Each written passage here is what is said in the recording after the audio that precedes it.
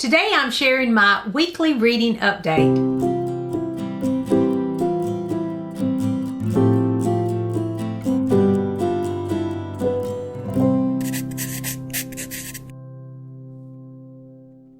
Hey there, it's Mitzi. Welcome to my channel. Today I just wanted to do a quick update on what I've been reading at the beginning of September. There are a lot of readathons and I want to participate in everything, but I can't do that. So I am going to try to just pick and choose and do the best I can. There are several readathons that I am going to participate in as much as possible. And the main one is the More Montgomery Challenge, and that is where we read more books written by L.M. Montgomery, going beyond the Anne of Green Gables series. So I'm participating in that one, as well as hosting that one with Elizabeth from Lizzie Faye Loves Books. I'll leave a link to the bingo board as well as our announcement videos below.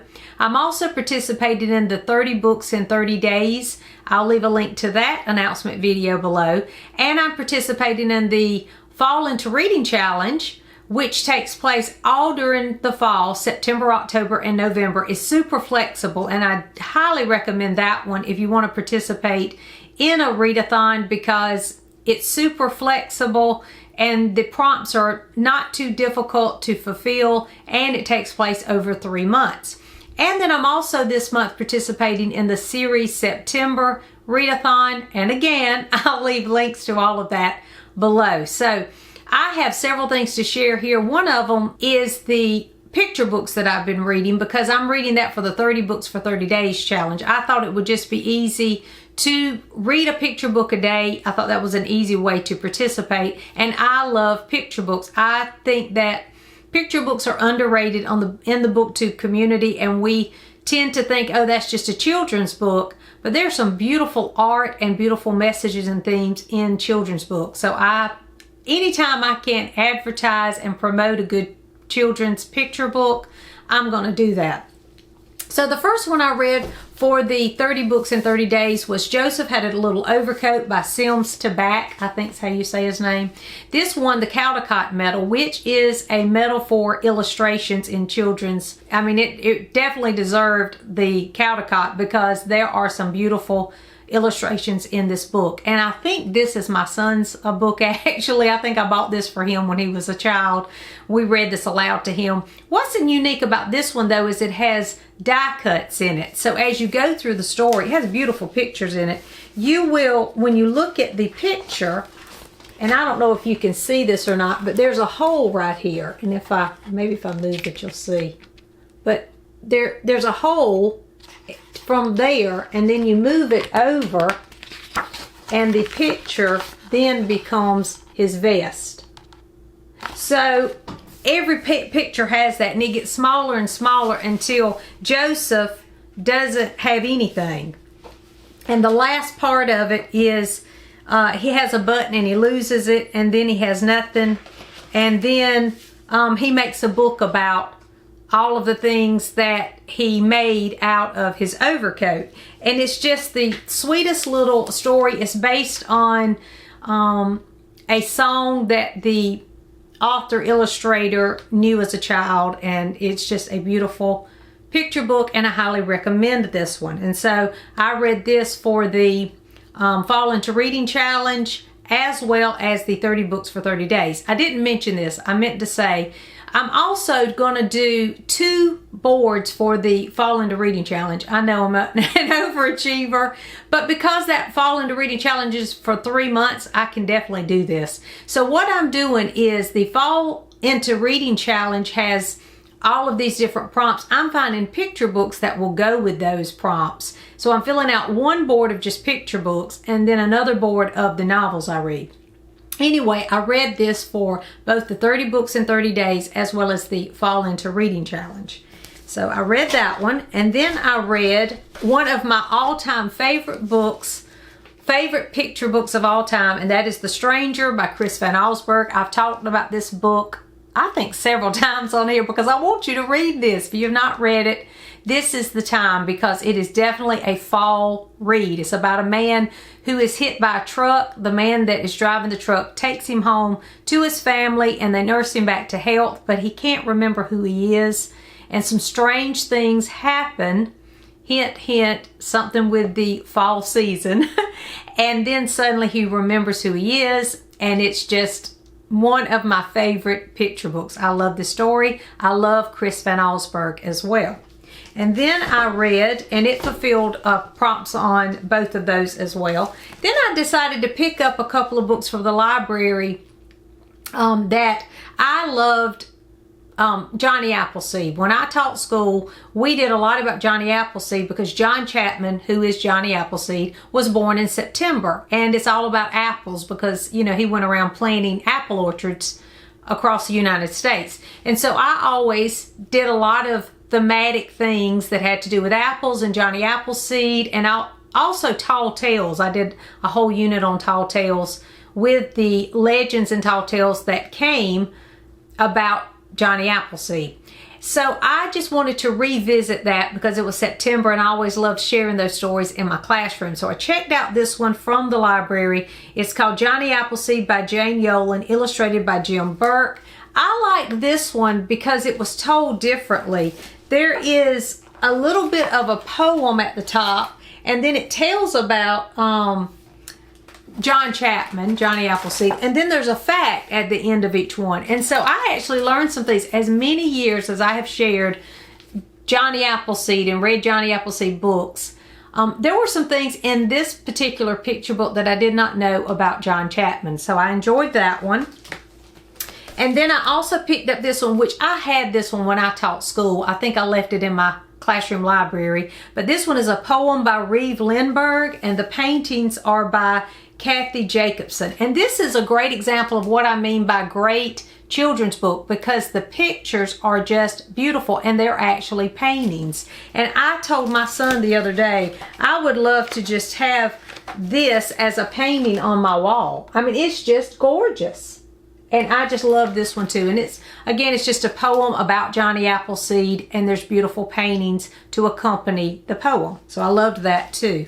And then I read one that is another favorite, of course. I revisited this one, hadn't read this one in a long time. This is from my own shelf here. I kept this one because it's my favorite Cinderella retelling, and that is The Rough-Faced Girl by Rafe, I think is how you say it, Martin, and David Shannon. This is one beautiful Cinderella retelling. If you have not read this one, I highly recommend it, especially if you like retellings of fairy tales and Cinderella in particular. But this one is set in a village, and the girl, because she stays by the fire, she's, you know, has stepsisters and all that. She has scars on her face, but she wants to marry the invisible being. And so her sisters first set off to marry the invisible being, but because they can't see him, they're sent away. And then she comes to the wigwam or whatever, and they ask her, have you seen the invisible being? And she has to kind of give proof that she's seen him. It's just a beautiful story. There's this one line in it that's just gorgeous. It says, because it's about, you know, beauty's within us and the heart of beauty, not on the outside. And so at the end of the story, there's this beautiful, it's when the invisible being sees her, he says, and when he saw her sitting there, he said, at last we have been found out. Then smiling kindly, he added, and oh, my sister, but she is beautiful. And his sister said, yes, I am spoiling the story, but you kind of know it's Cinderella. But I just love that line. It was just, I don't know, it's just so heartwarming to read. So I love this one and I highly recommend it. Again, it's a favorite picture book and my favorite Cinderella retelling. And then I read another picture book. This one is longer. It's more of a chapter book, but it does have a lot of pictures in it, and it actually won a Newbery medal, and I'm trying to read all the Newberys, so I used it for that. It is Lincoln, A Photobiography by Russell Friedman. This was a great biography of Abraham Lincoln. I think it's a little more difficult for a child to understand because there is a lot about the war, the Civil War in this.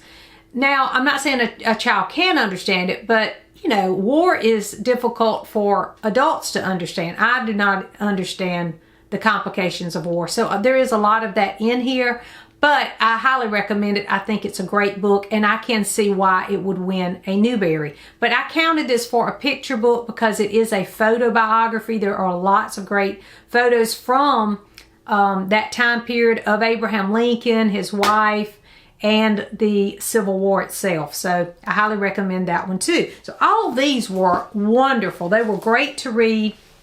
And I also have a couple more picture books that I'll share later. I just thought it was just too much to share in this update. So that's some that I read. Then I started my month of September out with a buddy read with Glenda. And Glenda, if you're watching, thank you, because it was a great start to my September reading. And we read From Dune with Death by Ruth Rendell. I had never read any Ruth Rendell, and I have a lot of Ruth Rendell on my shelf, so I wanted to get started with that. In Series September, one of the prompts was about getting started on a series. And so this is the first in a series, so I'm using it for that, and I think I can use it for a couple of the other reading challenges as well. This was okay. It was a good read. It's a great mystery. I gave it 3 stars. I think Glenda gave it 3 stars as well. What made this one fun for me, to be honest though, was Glenda reading it with me, because we were able to talk every day. We just had a great time chatting about what we were reading. But it's sort of, as don't want to say too much that it's dated, but it is sort of dated, I guess. It's not that long.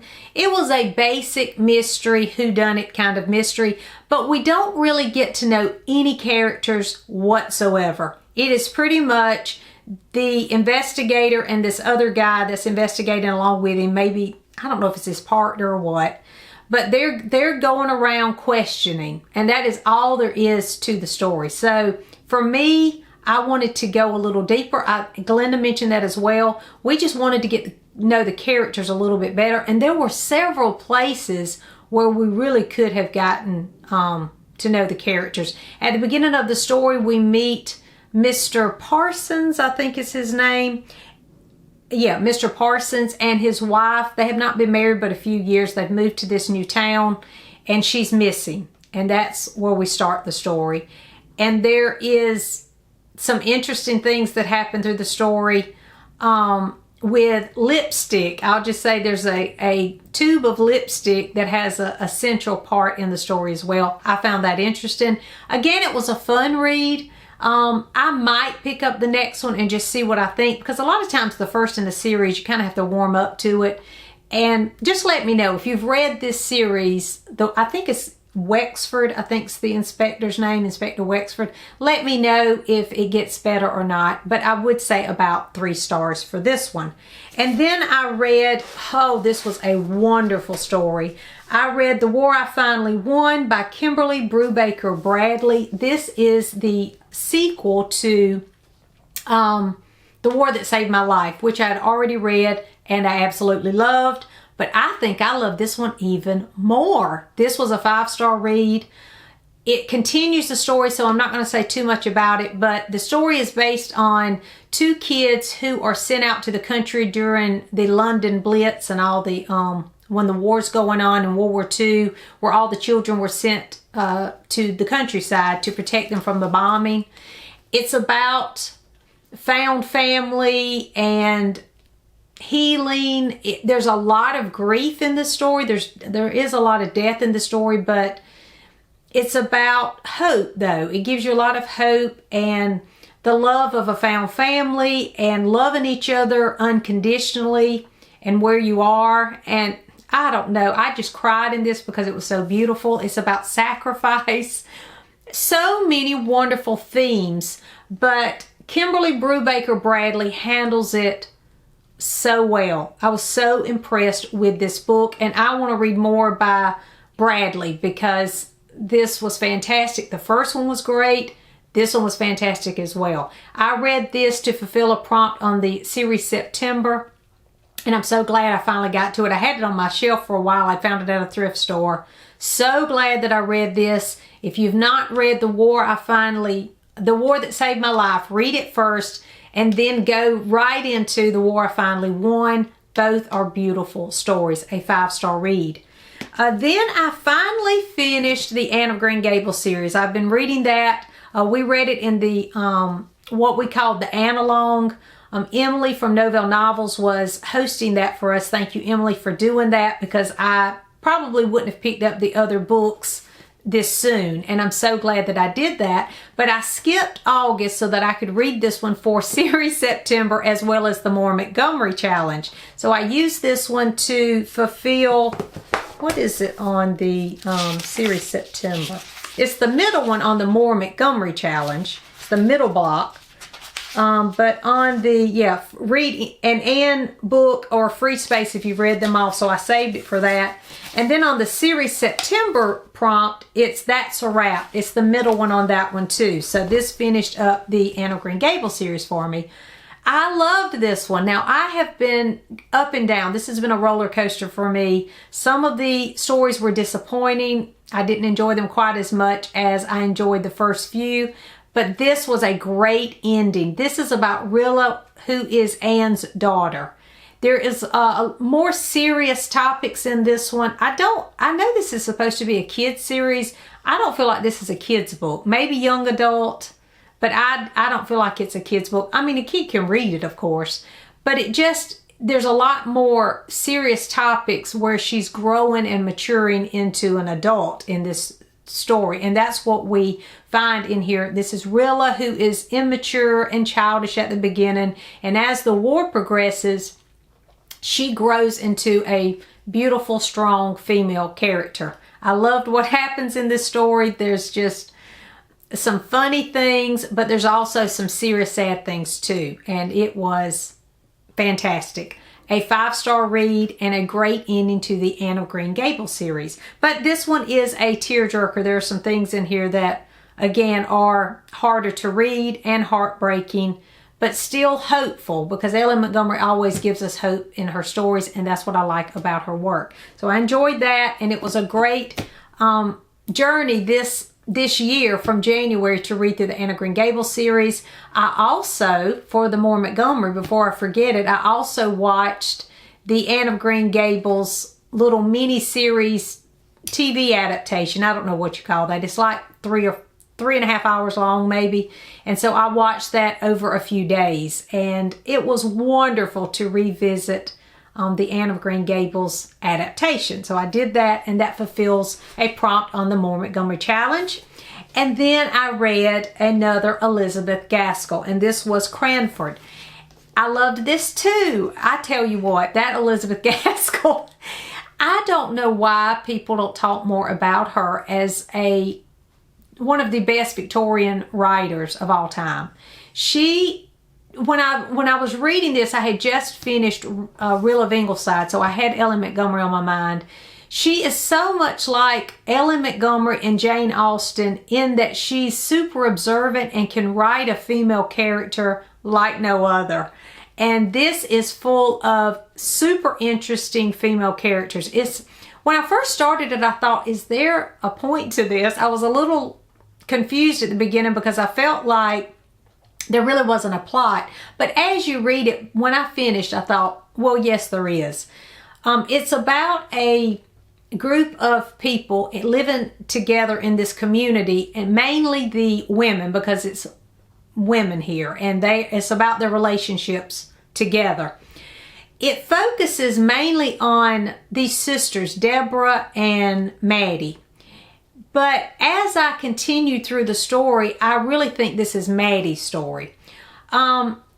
It's the thing that threw me, though, because the other books I've read by Elizabeth Gaskell have all been plot driven. Well, I mean, character driven, but also there's definitely, a climax and all those things like a typical story in her other books that I've read so far. But this one was more like episodes. It was like, you would tell a little bit of this, and then you tell a little bit about this character. So it was more like episodes, kind of like you're watching a television series or something. And everything is just frivolous. It's like, or it seems that way. It seems like it's just about the everyday domestic life. If you like domestic living type of books, you would definitely love this. But just the everyday life of these women and how they interact, which is super interesting. I enjoyed that. But it wasn't where you have this clear beginning, middle, and end to the story. I hope I'm making sense. I don't even know what I'm saying anymore. Anyway, I did enjoy this one. I gave it 4 stars. The rest of all of the other Elizabeth Gaskell's I've given 5 stars. But as I finish this book, I'm thinking if I read this again, I might give it 5 stars. And I think it was so different than the others that it threw me off to begin with. And I didn't know where we were going in the story. But as I finished it, and as I've thought about it over the past couple of days, I love Maddie, and I think that I need to reread it again soon so that I can make a decision on that. It's a great read. Elizabeth Gaskell can tell a story. If you do like just the everyday domestic living kind of story, you will love Cranford. And now I want to watch the adaptation, because I know there's supposed to be a really good adaptation of this. Let me know if you've read Cranford in the comments, or if you're planning on reading it, because I highly recommend anything by Elizabeth Gaskell. And I have left Sylvia's Lovers, and I'm saving Wives and Daughters for last. So I'll probably read that next year. I'm not going to read it anytime soon. I think I'm going to take a few months to really get into that one. But I do hope to read Sylvia's Lovers soon. So those are the books that I have read over the past few days of September. My September reading is off to a great start. I am so ready for the fall. I've already been putting out pumpkins and things. It's hot here, but I don't care. Pumpkins and things in my living room, and decorating, and grabbing up some pumpkin spice coffee and all those things. So I'm really excited about the fall season, as well as all the readathons that are happening right now. Let me know what you're reading in the comments, and if you've read any of these, let me know that too. Thanks for watching, and I'll see you soon.